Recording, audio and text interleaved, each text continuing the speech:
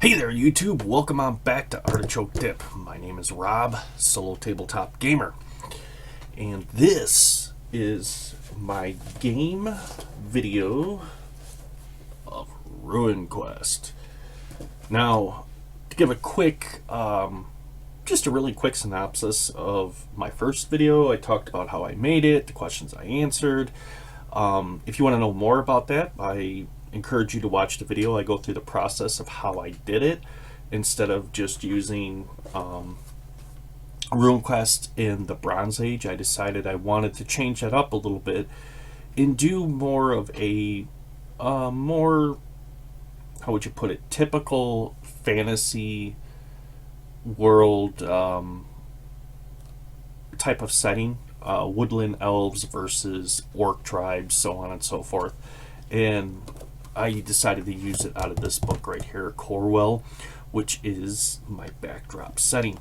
So before I get into the game, if you like the video, please click the like button. And if you haven't subscribed and you just ran across my channel, you're just watching to watch, or perhaps you're learning how to play RPGs solo, hey, that's cool too. Don't forget to click the subscribe button followed by the bell icon, and every time I upload a new video, you'll get notified so you won't miss one. Alright, moving on, my friends. So I imagine probably a lot of you have been wondering, hey, what where you been, basically. So we've had a couple of weeks of some crazy overtime at work, which I'm not complaining. Got some extra jingle in the pocket, some extra money in the bank, and ultimately paid for the Cyber Monday sale today of my new board game, which I should have coming here in a couple of days, of Dark Souls, which I'm looking forward to. And but anyways, so then we went into the holiday and got that out of the way, and I decided to cash in an extra day, take a vacation day from work, and here it is, Monday in Michigan. And like a typical late November Monday in Michigan, it's cold and snowy and nasty outside, and what a better time to sit down at the table to do some RPG. Except for there is going to be some differences. The first thing that's going to be different is I decided to do away with the plastic dice, and now I'm going to be using steel dice. Yeah.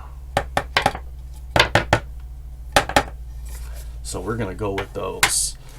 I have to say I really enjoy these. I was a little on the fence about them at first, but I'm going to tell you what, these are awesome. They roll nice. I like these more than the plastic dice, if you will, that you know, I think the majority of people have used, and I know I've used throughout most of my gaming years up until recently. But I'm going to tell you what, it's going to be hard to go back to plastic after using these bad boys. So that's one change I'm going to be changing up here. Now let's get into the meat and the potatoes of the thing of Runequest. So one thing I want to put out there before I get into my characters and introduce them a little bit is, so in the world of RuneQuest, of course, in the name runes have a lot of power and pull and give characters, and everything about it, its power derives from a rune. And so when I set up my game, I gave, of course, the enemy side, who we're trying to defeat here, which is the Orc Warbands, their rune, and then I chose this rune I want to talk about a little bit before I go further into introducing the characters. So the rune is that of the plant, and the deity is Eldra, Eldria,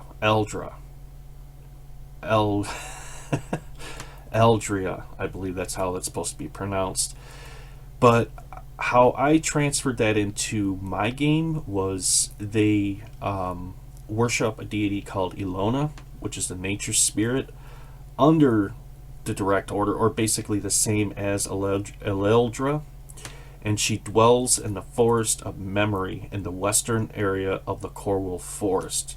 In times of dire situations, she can be summoned to help the inhabitants of Corwell, but they have to contact Master Denner Telos, who is the caretaker of that area of the forest.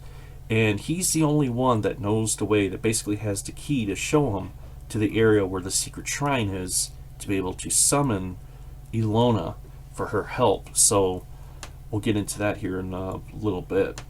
Now, the Forest of Memory is basically a graveyard, but when the inhabitants of the Corwell Forest pass away, their bodies are taken to this area and they are buried, and a tree is planted, and they believe their spirits are absorbed by the tree as it grows, and they can go and visit their ancestors and connect with their ancestors through the spirits of these trees, which is why they protect this forest area so much.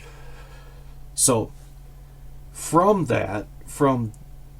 Ilona, all of my characters are equipped with a protection spell that they get for free for the fact that they are followers of hers. So I just wanted to kind of get that out of the way first before I get into the character side of it. So I did roll up 3 characters. The first one is Turin Borlin. He is a human. Ha ha ha. Not all of them are elves. His main strengths are with melee weapons, and he gets a 1d6 damage bonus with that. So he's kind of the brute of the party. The second one, oh, I guess I should show you. There's the mini for him right there. The second one is Endrail Stormmoon, and he is an elf, very intelligent, and it's a very balanced character. Now, the spell that he does have is healing. He is able to cast healing at the cost of 1 point for 1 hit point earned. So pretty much, he's got a power of 16. He can heal up to 16 hit points at one time if he wanted to. And his character is, oh, wrong one, represented here. This is Endrail. Alright. My third character is going to be Daylon Fallshadow. And Daylon Fallshadow is also an elf, and he's pretty balanced as well. He carries a broadsword instead of a scimitar, but he does have the spell Fire Arrow, which you can cast upon 1 arrow, and that arrow does an additional 3d6 fire damage for 1 melee round that's cast upon that arrow. Now, it does cost him 2 points of power to be able to cast that spell upon the arrow, but yeah, that's pretty wicked. And this is his mini that I chose for him. There we go. Alright. So, where our story starts is with King Erlvin, and he oversees the kingdom with a stern leadership.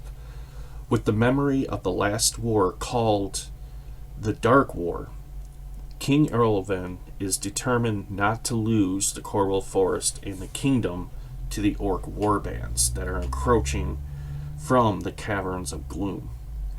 King Erlvin has sent small groups to infiltrate and weaken the orc warbands by targeting the Warren Ruin priests, who have sent waves of horrific monsters to attack the woodland elves.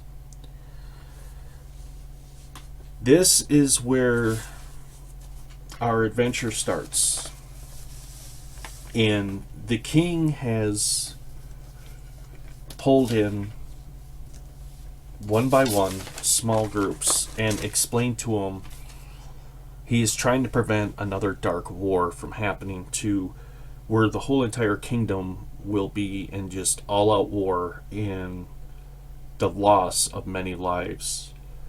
And to prevent another dark war from happening, he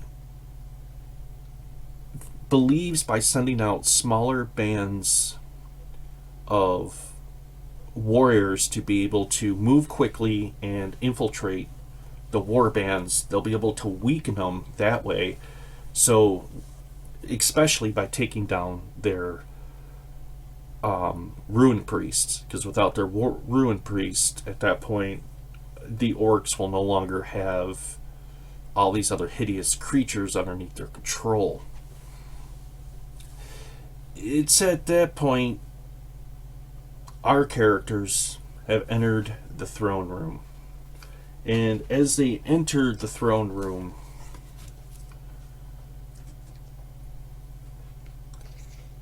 and as they walk in, they see the king, a venerable, older elf king that sits upon his throne, long gray hair, and he oversees a scroll, and he nods approval to many of his people in his company. He sees the characters walk in, and he looks at all of them and dismisses them, rolling up the scroll and holding it in one hand. He tells the characters to approach the throne. It's at that point they approach and they kneel in respect of the king. And the king says, "You may stand." He says, "Gentlemen, I don't have to tell you right now, we are in dire need. We have an enemy that seeks to destroy our kingdom, destroy our lands, kill our people, and run us out of our home, which is not going to happen." He says, "But I'm trying to avoid all-out war. The only way I can see how to do this is to weaken our enemy first before we engage him in battle, which will give us the upper hand and hopefully drive these hideous creatures from our land once and for all." He says, "But we have not heard from Lord Talos in a few days now, and he says, I'm very worried that something bad may have happened to him. And above all else, I want to try to keep anything from destroying the Forest of Memory." He says this would just be catastrophic, not only for what we're about to face, but for the older peoples of our kingdom who have endured the last dark war, and those memories are still fresh in their minds. I fear as if it would be too much. He says, therefore, I'm going to dispatch you. He says, and you have to keep this secret. Please don't talk to any of the other town folk about anything about the war. Don't engage in any conversation with them. Do not give them any reason to worry. It's the last thing I want right now. He says, but what I need you to do is I need you to reach the Forest of Memory. If you locate Master Talos and give him this scroll. King says, once you have done that, return to me and I will have another assignment for you. He says, but you must leave right away. Please, be quick. And he said, I wouldn't expect a quiet travel if I were you. I would expect the unexpected. He says, we've been getting reports of all kinds of hideous creatures in our forest now. And we're trying to keep things on the down low.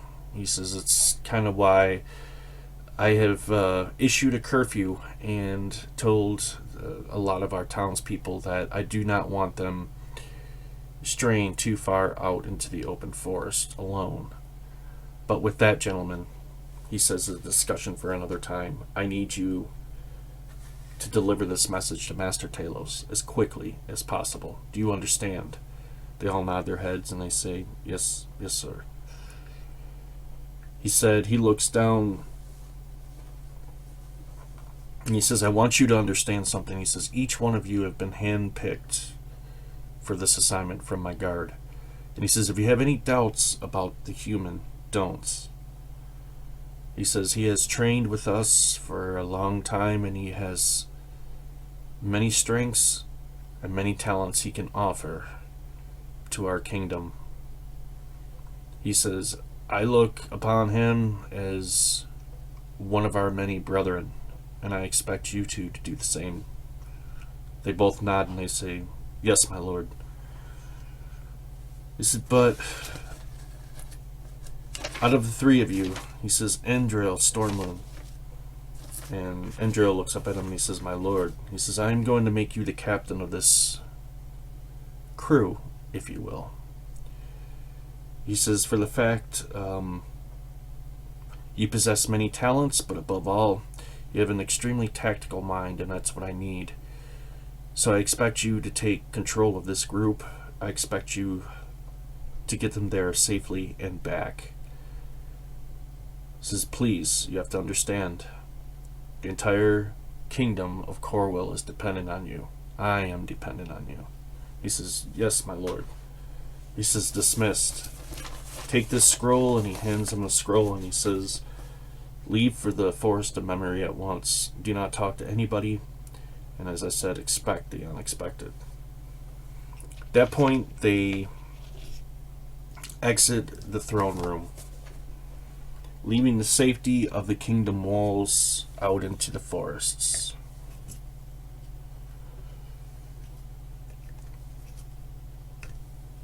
Alright, now this is an elven forest, so we need some trees.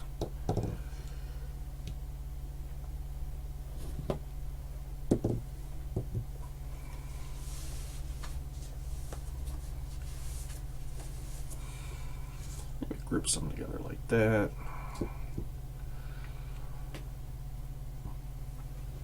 Yeah, it's a little bit better. Alright, so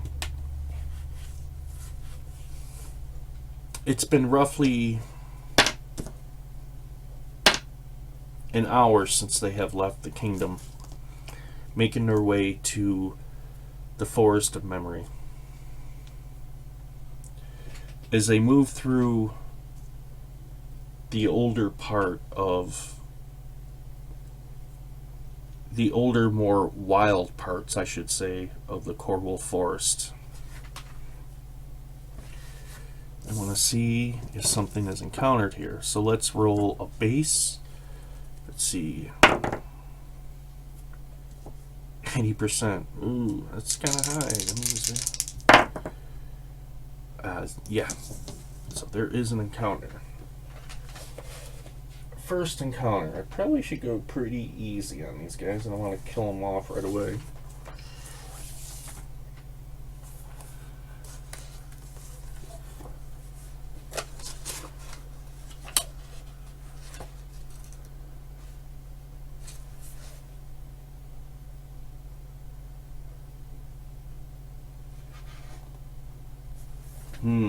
That'll work out fine. How many are there? 5 of them bastards.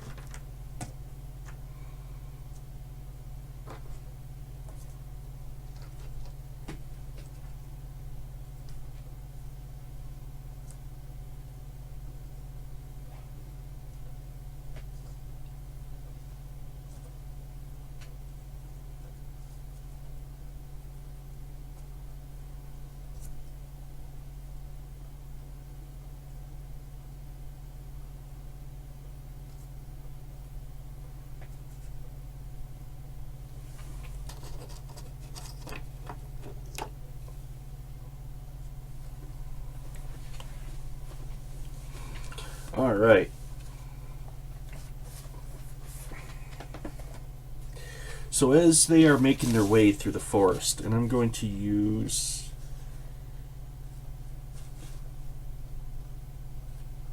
my listen skill, and I'm going to roll that for Andril. Oh wow. He rolls a 25, he gets 50 for the skill. Which, yeah, he hears them. No. They have a perception of 35%. Let me see if they even realize they're being spied upon. Wow. Okay. So this is how the story plays out. As they're moving through the forest, Endril hears and can smell a campfire, or a fire, if you will, and he can overhear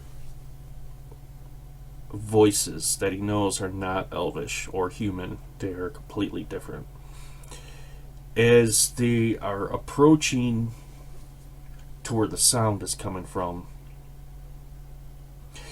he can hear the tone of their voices change, as if they are aware of their presence, and they begin to scramble, getting ready for conflict.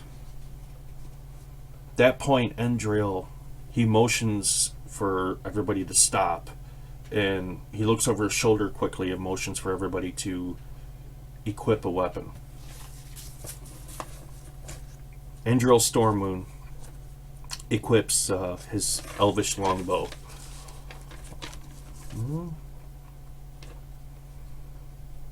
Yeah. Turin Borlin draws the bastard sword from his sheath, and it makes the type of noise in the forest.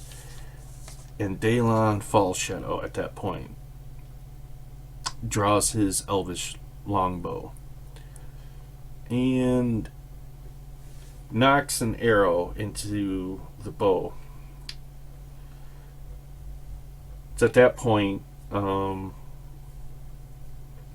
gonna move on from there. I gotta see where these guys' strike rank falls in.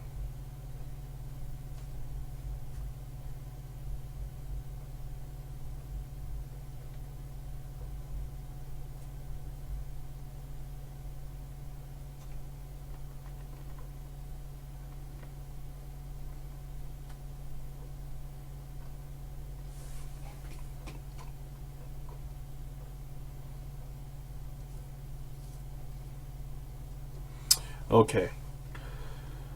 This is the cool thing I like about this game. So, going by the strike ranks, my characters are going to go, so it's going to be Endril, see it's strike rank 3. Turin Borlin, he's using his bastard sword, so he'll have a strike rank of 4. And then Daylon Fallshadow has a strike rank of 3 because he's using his elvish longbow. So it's going to be these, well, him, followed by Turin Borlin, and then the encounters. Alright. One quick little thing I have to explain before I get into the combat section of this. So in this game system, your strike rank is reflected with your missile weapons, such as a bow. So the fact that he has a strike rank of 3, and I'm talking about Endril Stormmoon and Daylon Fallshadow, their rate of fire per melee round is 3, which means they get to fire their bow 3 quick arrows, boom, boom, boom, for their turn, which is really cool and very lethal. So I just wanted to get that out there before I start combat. If some of you are wondering, hey, why does he get so many turns? That's why. Alright, let's move into that. So, Endril Stormmoon. I am going to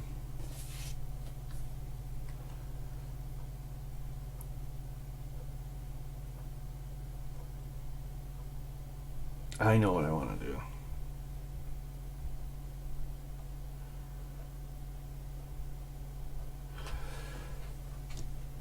He's going to move over here into this wooded area, and he motions to them as he moves. Do I want to set up an ambush?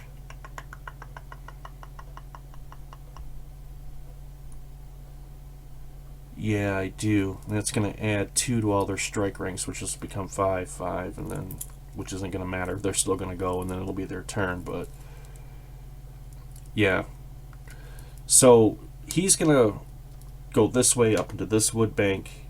He's going to go this way into this forest, and at that point, Turin is basically going to be the bait, if you will. So the first thing I want to do is see if I can move silent. I got a 55 to my skill, and I'm going to roll that for Endril. 0-7, that's like... He moves so silently that nobody even... They have no clue. And I'm going to know... See if I can hide myself in the cover as best as... Well, no. I move silently. And that'll be my melee round. And hide and cover, which will be... He gets another 55% for that skill. Oh, yeah. Oh, yeah. That's... He's very well hidden, as a matter of fact.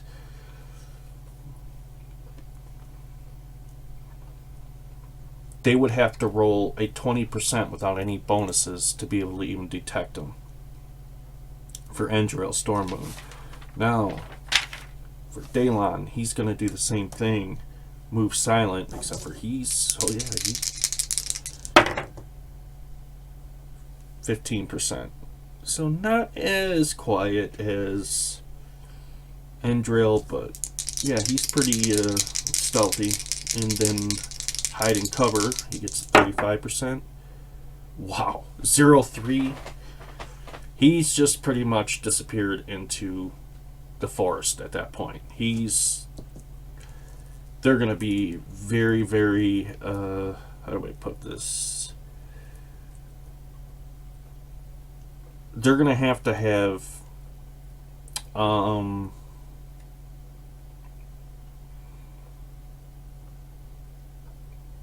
basically a 0-1 to be able to see him, to detect him. That's just how well hidden he is right now. He is just completely gone. At that point, Turlin Borlean's going to step up this way, and he's the one that's the bait for the ambush. Now it moves on to the encounters, which I decided to start out with a low-level encounter because I want to kill my guys right away, because this is their very first combat. So I decided to go with a goblin. Can't go wrong with a goblin. Got 5 of them. Could go bad.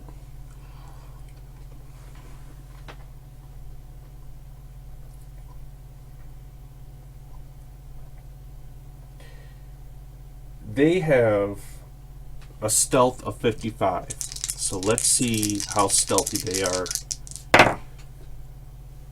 Oh, they're very stealthy.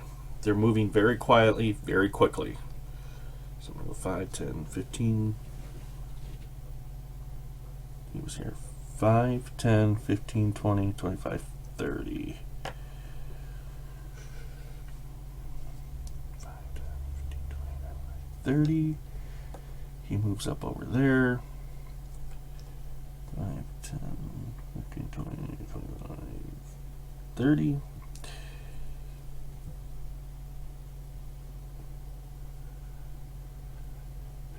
20, 25, 30.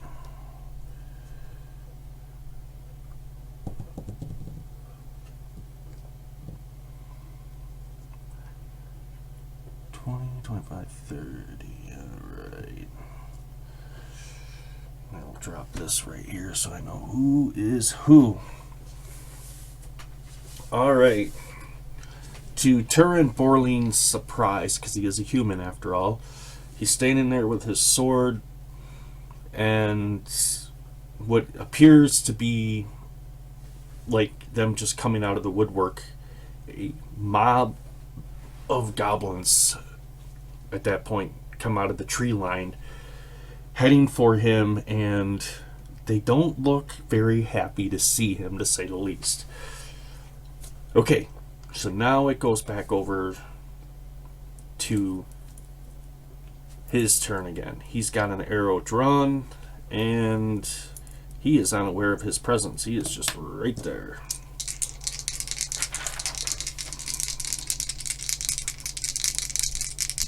he gets a plus 20 to this attack. 55, plus, which is going to take me down to a 35.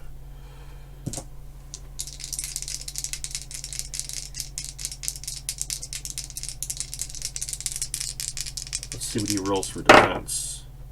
95. He's just oblivious as to what's getting ready to happen to him. Alright, so first arrow attack, 4 points.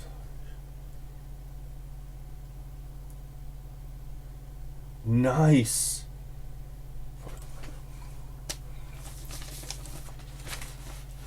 I gotta do some bookkeeping here.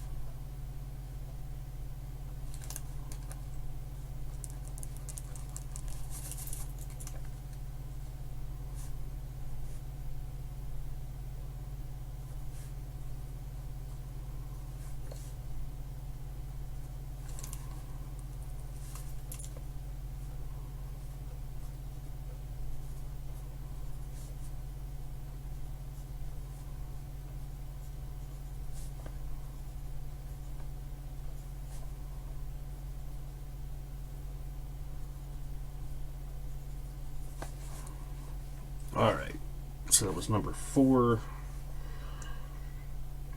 And he has completely lost his right arm, which has been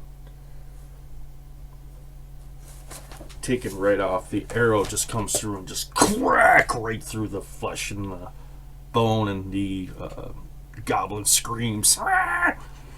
And he gets another attack.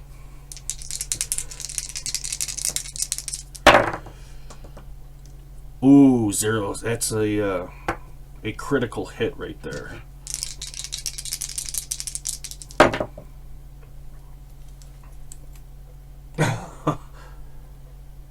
Oh, wow.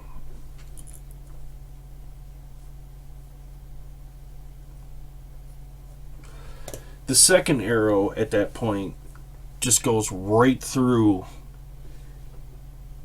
his right leg, rendering it just completely, absolutely useless. And blood is just pouring out of the artery in his leg as this goblin is just incapacitated and screaming at this point. Which gets me to the last attack he has. 14.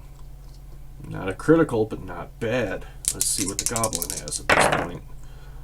45. No way to defend against that. Oh, actually it's less than that because my attack bonus is a 20, which would put it into the negatives.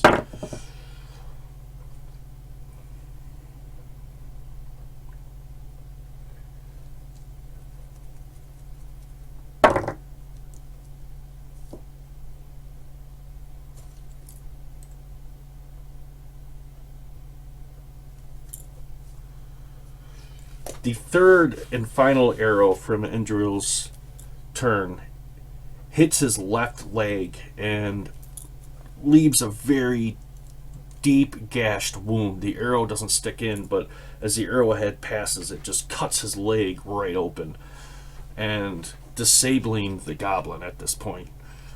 We now go to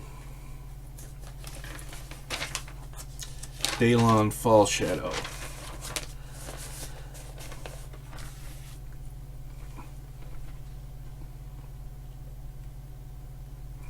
And what I'm going to do is I'm going to cast Fire Arrow, which is going to cost 2 of my power. And hidden within the forests area right here. He's at this point going to spend his turn casting that spell upon that arrow before he goes. And the last is Turin right here.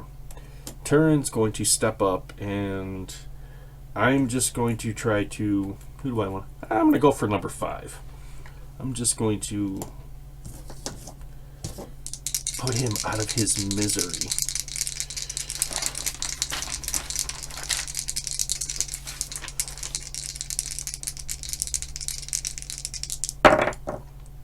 Nice.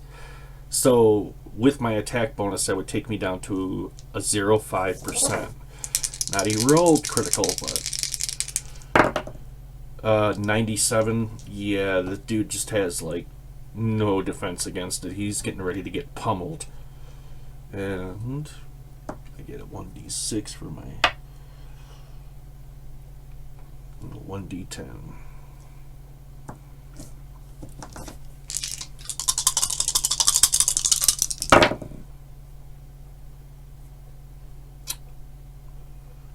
Nice.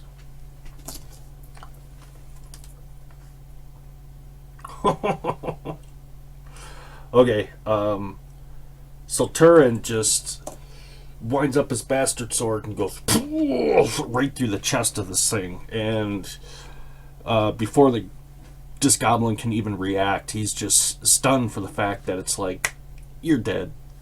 Just that quick. You're dead.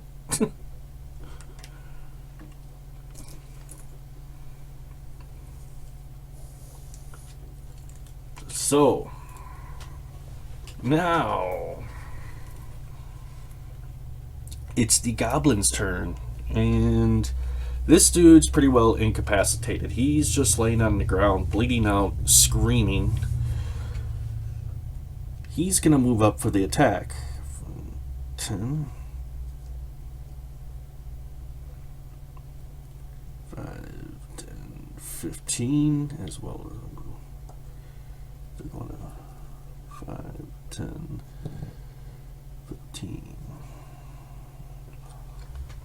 So these two are going to attack him. They get one attack, and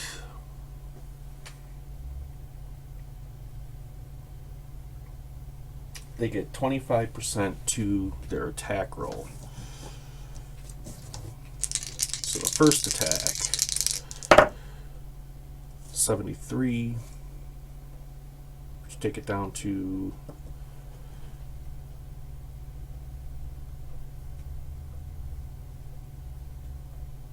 53. Alright, I'm going to see Turin if he can block that. I get a 15% to my parry bonus, so I'm going to try to parry that attack. Oh yeah, 27 plus my 15%, which is going to take me down. It's going to be a 12%. I easily parry that weapon, and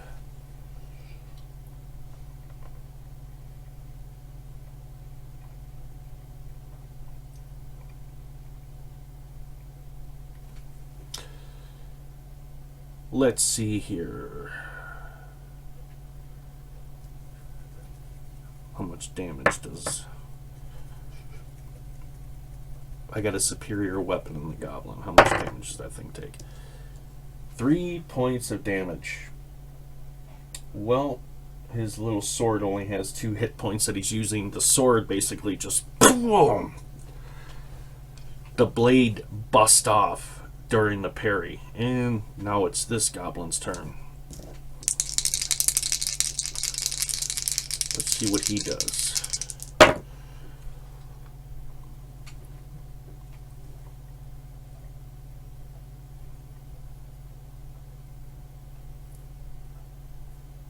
%.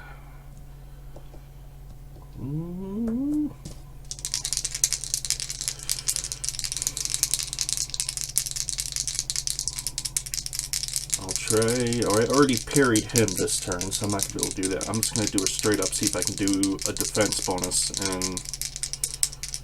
get a 15% of that. take me to 15, 18%. Yeah, he misses. All right. Back to him first, and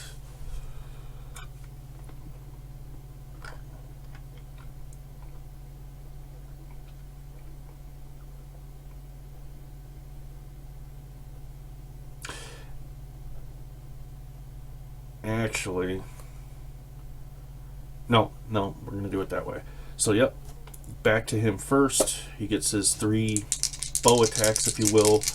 There is this guy standing here looking at his broken sword. I'm going to see if I can just take him out of this world right now.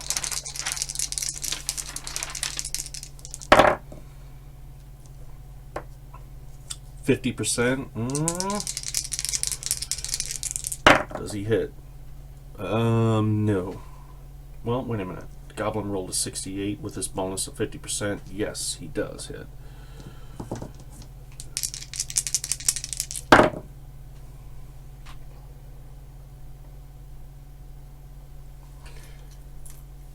His left arm takes 2 points of damage to number 3, which leaves him with 1 hit point. He doesn't like that too much. He gets a second attack. Let's see how this goes. Oh, right in the middle of the action. Okay, so one word of advice if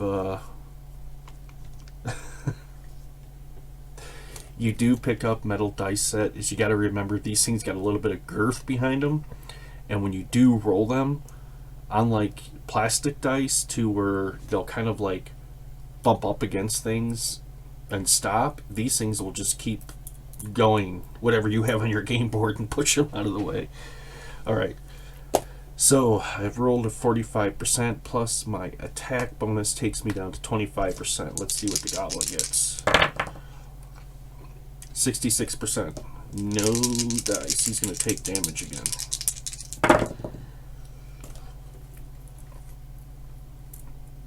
5 points.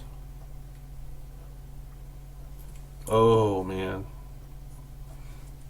At this point, the second arrow follows up from the first attack. He takes an arrow to the arm, and then another one just boom, rendering his arm completely useless. The bone has been fractured, and his arm is just dangling at this point, bleeding profusely. This goblin's screwed. Not only is his weapon broke, but it's like shooting fish in a gold bowl. Shooting goldfish in a bowl. I gotta mess that one up. Okay, 37 minus my 20 is a 17.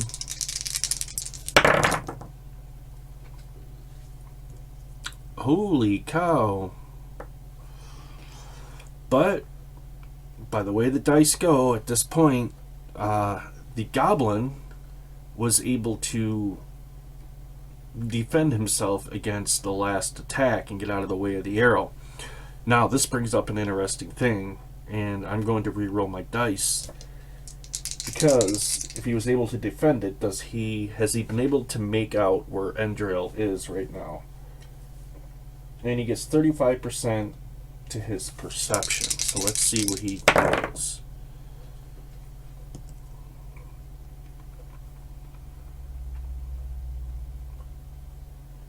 No, that'd be a flat 70%. He doesn't know exactly where Endril is. He just knows arrows are coming from this direction, and was anticipating, if you will, the next attack, which will be coming from Daylon Stormmoon. Okay, so of his 3 arrow attacks he gets, his first arrow is going to be a fire arrow. I'm going to target number 1 here. Let's see if we can set him on fire. Gets a plus 20 to his attack. Oh my, that's a 10% right there. Can you say critical?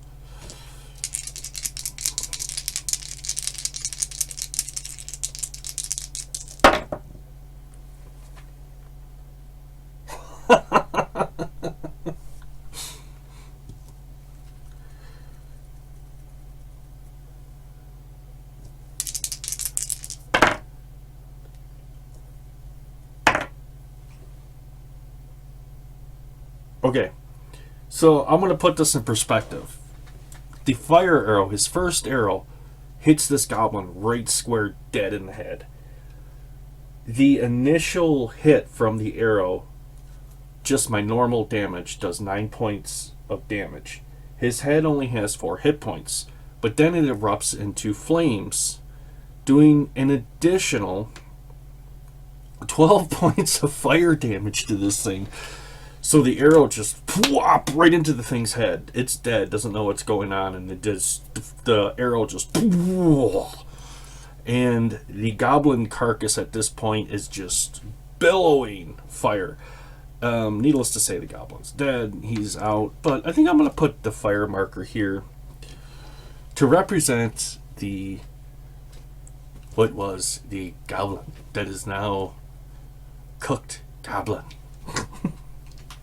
Man, this is such a cool system.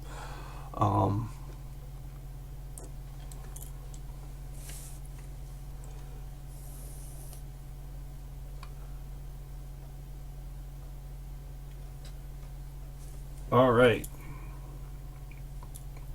Now he gets an additional 2 arrow shots yet. And I have these 2 guys, actually them, right here, that are free game. He is already wounded. No, he's got a broken sword. Number 3, is that right? Nope, his left leg has been hit. His left leg has been rendered useless. And then number 2 is unscathed. He hasn't had any injuries yet. So let's fire an arrow at number 2. Can't have him going without injury. He gets a plus 20 to his attack. Whoa. 0, 0. That is critical, critical, critical, critical. Just another critical freaking roll. This thing is just... So the way critical works, when you do critical, you do double damage, but it bypasses any armor and the damage just goes directly to the hit points of the creature. So roll a 7, an 8, which is going to be a 16, 17.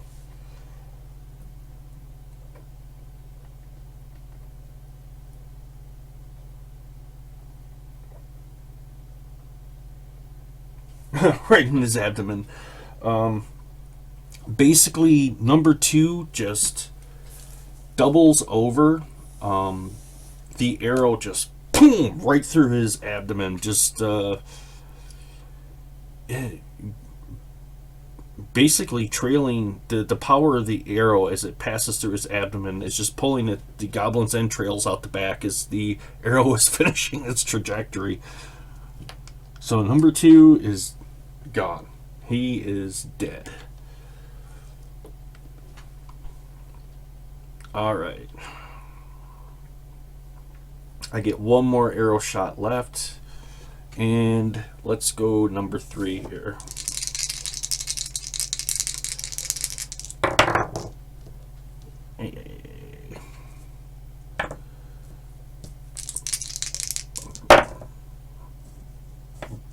Well, 57. That's not bad.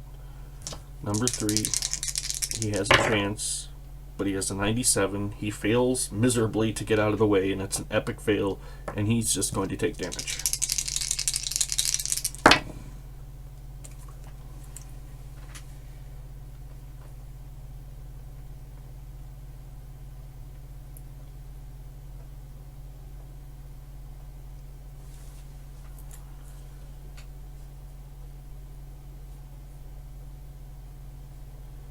Oh man. The arrow comes past and just at that point cracks the bone on his right arm, and this goblin is just at this point bleeding out, screaming. Both arms have been severely wounded to the point that they are just unusable. Let me see. I think at this point, well, Turin's going to put this one out of his misery first. Number 4 has been sitting there bleeding out, screaming for the longest time. Let's put him out of his misery first.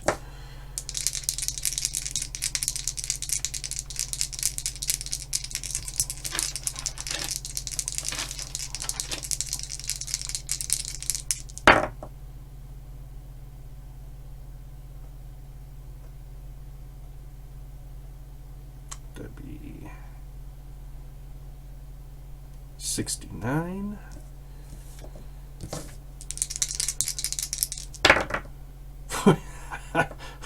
Oh, man. So as Turin walks with his sword in both hands like this, getting ready to just basically end him, the goblin is scurrying away, screaming, trying to save himself, basically. There's not much he can do, and there's not a whole lot he can do. I mean, your arms are they're useless at this point, and they're bleeding out. At this point, it's going to go back to Endril, and Endril is just going to fire an arrow right at number 3 and try to end him. 11%. Yeah. Plus my attack bonus, which drives it down into the negatives. And that goblin only has 96%, which is just an epic fail. There's nothing he can really do. He's just lying there screaming helplessly.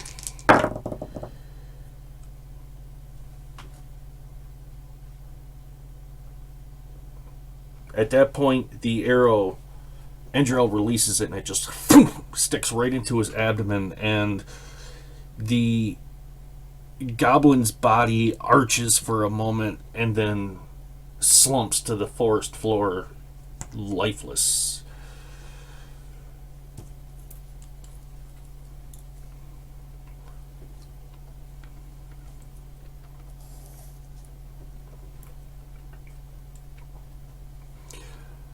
Endril, at that point, well, I can still have line of sight from where he is to there, and he's going to take his second attack.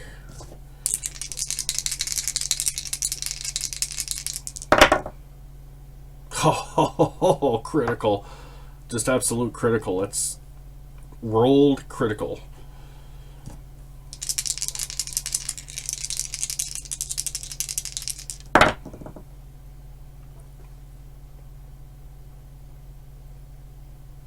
Okay.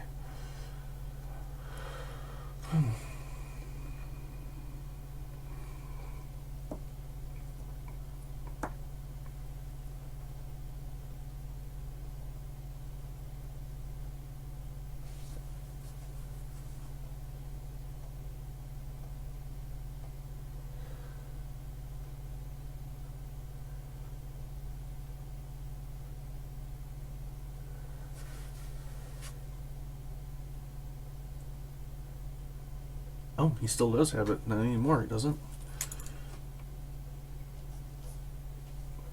At that point, the arm this goblin's been using to crawl away with, which is his left arm, this is the only really good arm he has, the arrow comes through and just cracks right through it, pretty much rendering it useless. The goblin is just screaming out in agonizing pain, and yeah, this is good.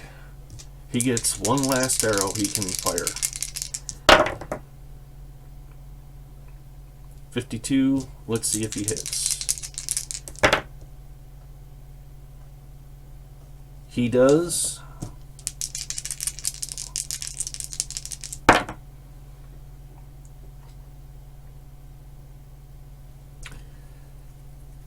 have to re-roll that because that appendage is no longer there.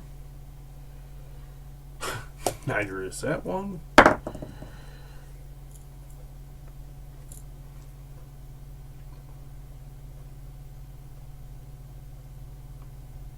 Neither is that one.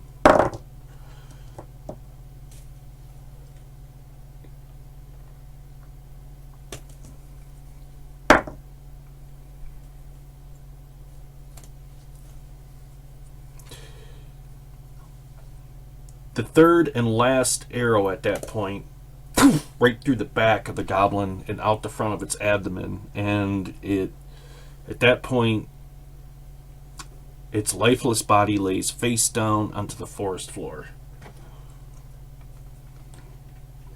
That went surprisingly well.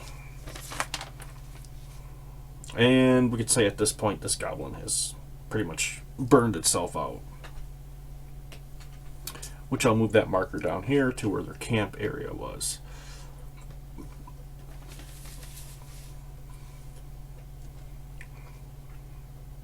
Endril motions for his companions to join him. He looks at him and he says, "This is quite interesting to see goblins this deep into the ancient wood." And he says, "And this many of them, with a camp." He says, "That's unheard of. You wouldn't have seen this even a couple of moons ago. They would have never dared venture this far into the forest." He said, from here, let's go investigate the camp and see if there's anything of use or give us any clues if there's any more around before we head into the memory of the forest of memory, just to be certain we're not followed." As they move into the campsite,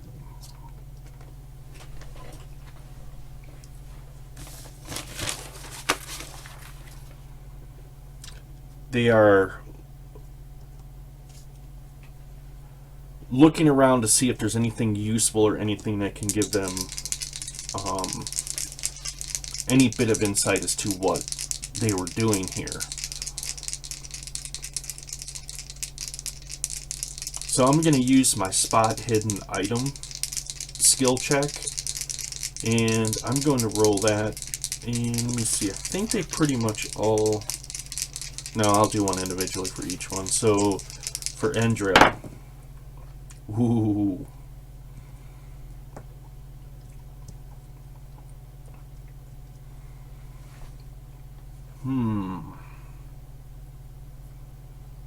time to get out my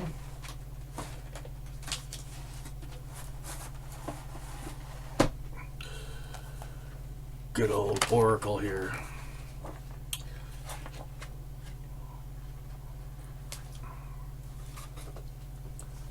So,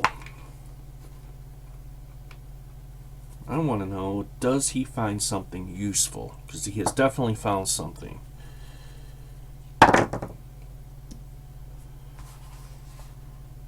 Yes, he has.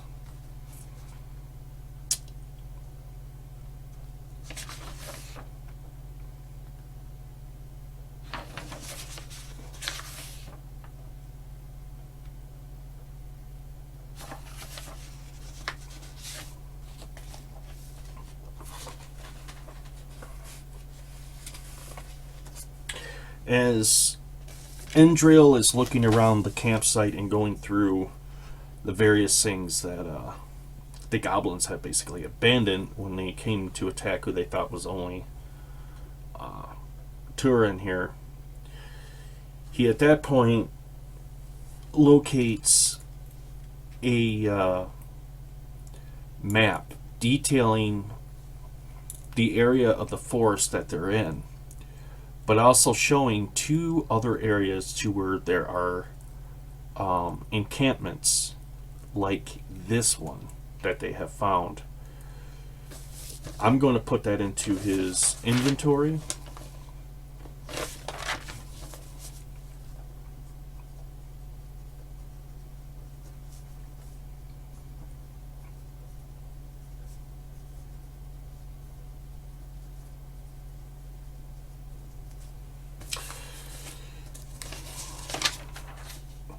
Endril opens up the map, and as he's looking at it, he goes, "Well, well, well, well." He said, "Won't this be interesting for future events? Looks like we can run some of the vermin out of the forest." And he, at that point, puts the map away. Now, Turin, I want to roll on his skill check and see if he sees anything. That's going to be spot hidden item.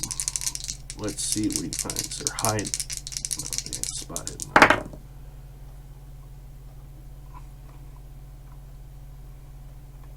No, he doesn't find anything useful.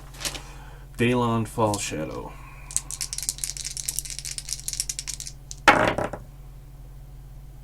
He does not as well. So the only thing useful that has been found is this map, and it's at that point.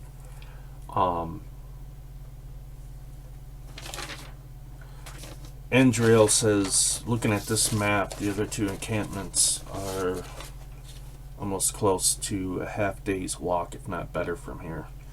He says the chances of those other two following us from here on to the Forest of Memory, he said, is slim to none. He says at this point, I think we should push ahead and try to reach the Forest of Memory before night falls, and not spend any more time here than we need be. And his companions look at him and they nod. They're like, yeah, agreed. It's time to move on. I think we've overstayed our welcome here. He says, I'm sure something had to have heard this ruckus, and we'll have to see what we just don't want to be here to find out what comes in to investigate, particularly if it's not woodland elves like ourselves. Daylon replies to Endril, kind of making a poke at Turin for being a human. And Turin just kind of scoffs at him, and at that point sheathes his sword as he walks out of the encampment, basically nudging Daylon out of his way with his shoulder, like, you know, pretty much, get out of my way. I have no time to deal with a arrogant jerk like you, basically. So it'll be rather interesting to see how this plays out. Alright, my friends, I think I'm going to end the video right here. This was my first video, and if you enjoyed it, please click the like button and click that subscribe button followed by the bell icon to get notified of more videos to come. Alright guys, this is Artichoke Dip, signing off, my friends.